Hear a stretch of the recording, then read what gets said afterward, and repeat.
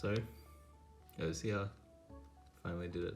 If you couldn't tell from my reaction in the video, I was extremely hyped to finally get this OcR after 2 years of making this event. And I think it really showed that it was a huge weight off my chest, especially after all the events that happened that same day. The first round I had to realize that what would have been the first sub 4 in the continent had to be redid because of a missed scramble. But not only that, a mediocre performance in the next round got me to think that I wouldn't be able to get a good average in the final at all. And so at that point I kind of lost hope, thinking I would go home after 3 rounds of clock, taking home no records. But I managed to prove myself wrong, and that's why this record felt so amazing. But anyway, that's kind of enough talk. Let's get into the reconstructions. 8 seconds.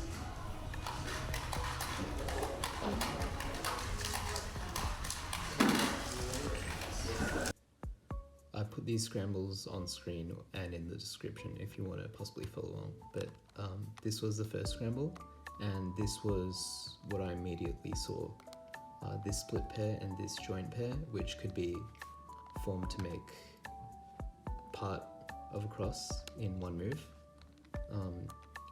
And on the other side, I saw this split pair. Because this side had less pins up, I decided to start here, and I could flip diagonally like this to go into this pairing. I started with getting this L here, and then decide to go solve this one first instead of what I'd usually do, because it would be a lot easier to just continue into the next move like that. And then what I did was I did 3 pins to 12, and then did what I planned in solving these 4 pieces, and then the second cross and corners were pretty standard. After some experimenting with the scramble, I found that doing all pins would end up saving a move, as at the end, after doing the corners, the last one would be aligned to 12 already, meaning that last move would be saved. But not really too fussed about that, since that is definitely not something I would have been able to see in only 15 seconds, or let alone even who knows how long of inspection. I wouldn't have been able to plan that at all in the first place. Solve 1 was a 4.88 and had 11 moves and gave me an overall TPS of 2.25, which isn't horrible, but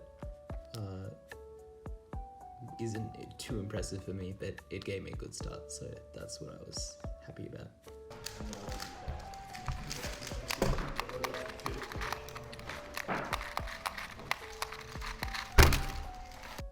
On Scramble 2, you can't see any lucky cases at all. Like, you can literally find none just from first inspection. But what I did was, instead of starting on this side where I could just immediately go to solving this without changing any pins, I decided to solve from this side first with this pin, as I usually like to start the solve with easier smaller moves, as I saw that I only need to do a -1 and then a -1 start the solve, and that's usually how I don't mess up at the start of solves when I have to do smaller moves. So I did that, and then I had another -1 after this one here, and then I did this flip and same pin order as usual with corners. So this made it a 40 move solution, which gave it a TPS of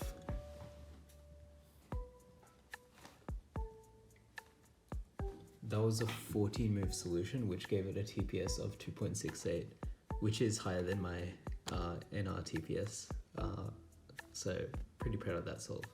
That was a 5.22, had 14 moves and gave me an overall TPS of 2.68, which is higher than my NR TPS, which I'm actually pretty proud of.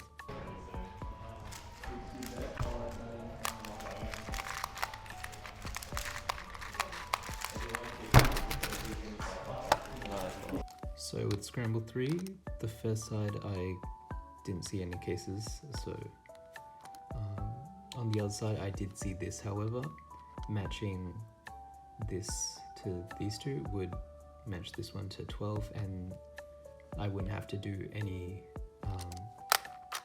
all pin moves or 3 pin moves, as that would skip a move at the end of the face, so that would be that, and that, and flip into my normal pin order until this point where I saw that matching to this edge instead of this one would preserve this corner skip here. And I'm really glad I saw this quickly, because otherwise that would have been like a low 5, which wouldn't have been horrible, but definitely wouldn't have made this average sub 5. So I reckon that saved the solve, and probably gave me more confidence in the next couple of solves. That solve was a 484 and also was 11 moves, so it had a similar TPS with 2.27, but this was because I had to see that there was a corner skip to preserve. So yeah, that was a really one of my better solutions in comp, and so thankful I didn't mess that up. 8 seconds.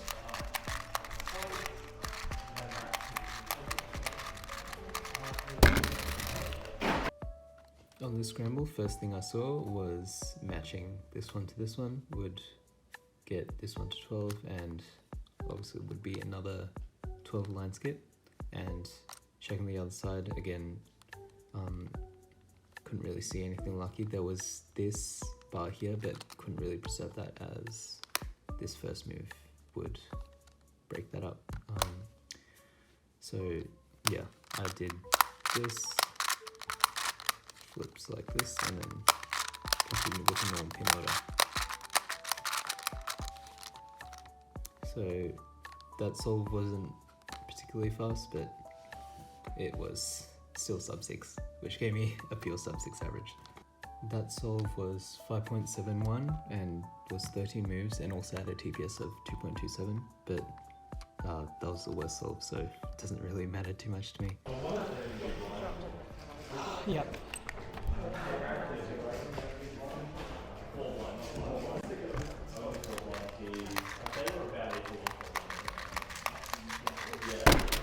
Yes, check the outside. Check the outside. Check it. Check it. Check. Yeah, it's good. Yes. Write it down. What's the average? What is it? Yeah, sub 5, 4.5. Yes.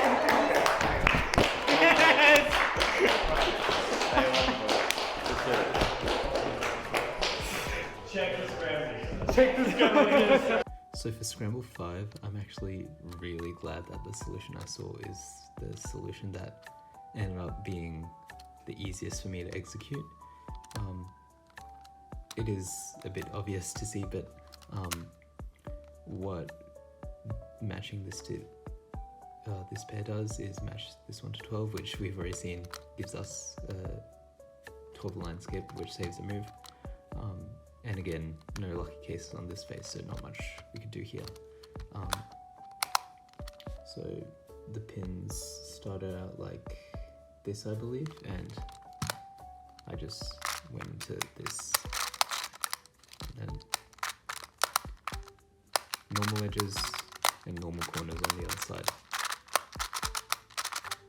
And then thankfully when I stopped the timer, I saw 4.71, which secured me the best of the average and the oceanic record, which was the first sub 5 official average in the continent and even the southern hemisphere, which just feels insane for me to finally accomplish. But yeah, actually I didn't even calculate the TPS for that. That solve was 12 moves and was a TPS of 2.54, so pretty close to my NR TPS, and I am so glad I did not check this solve because that's something I thought I would do if I was in this situation. But yeah, I pulled it off and can't be happier that I did.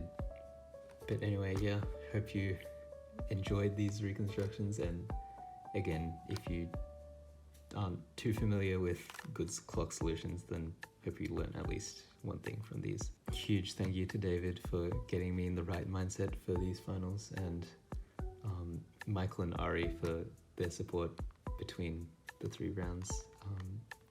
And of course Ari for recording and judging this average, which